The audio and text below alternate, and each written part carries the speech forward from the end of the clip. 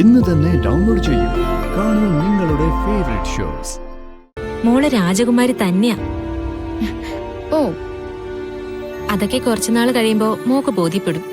ഓ, അപ്പൊ രണ്ടാളും ഒറ്റക്കെട്ടാണ്. എന്നീ രാജകുമാരി പൊക്കോട്ടെ.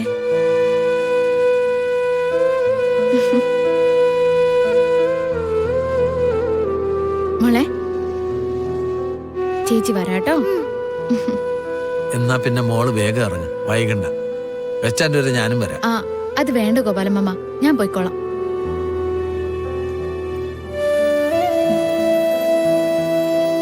ശരി.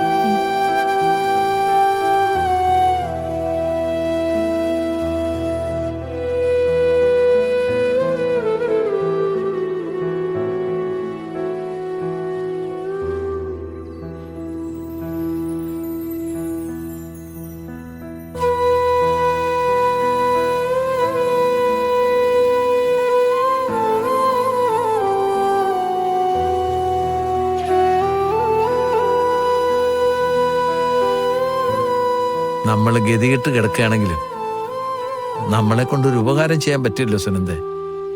ആ അമ്മയുടെ മോളുടെയും പ്രാർത്ഥന നമുക്കുണ്ടാവും. ആ, എല്ലാം നേരെയാകട്ടെ.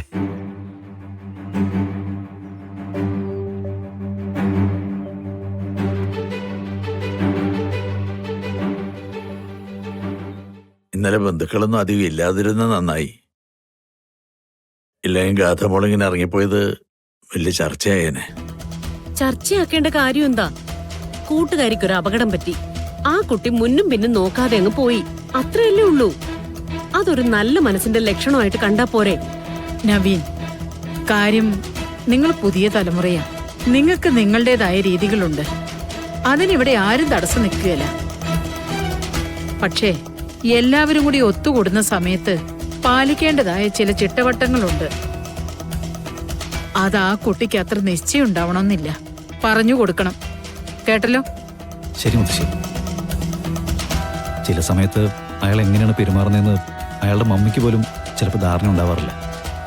വിവാഹം കഴിഞ്ഞ് നമ്മുടെ കൂട്ടത്തിൽ ഒന്ന് നിൽക്കുമ്പോൾ കുറച്ചുകൂടി ഉത്തരവാദിത്ത ബോധം വന്നോളൂ. ഏയ്, അതിന്റെ ഒന്നും ആവശ്യമില്ല. ഇവിടെ ഇപ്പൊ ഞങ്ങളൊക്കെ ഇല്ലേ, ഗൗരവക്കാരായിട്ട് ഞങ്ങളൊക്കെ തന്നെ ധാരാളം. ആ കുട്ടി ഇങ്ങനെ ചിരിച്ചും കളിച്ചും ഒക്കെ തന്നെ നടന്നോട്ടെ, അതിനെന്താ? സാറേ, താനിത് എവിടെ പോയി കിടക്ക വരുന്നത്? സാറേ, ഒരു പ്രശ്നമുണ്ട്. എന്താ? ഗാഥമാഡത്തിന് ഒരു ആക്സിഡന്റ് പറ്റി, ആശുപത്രിയിലാ.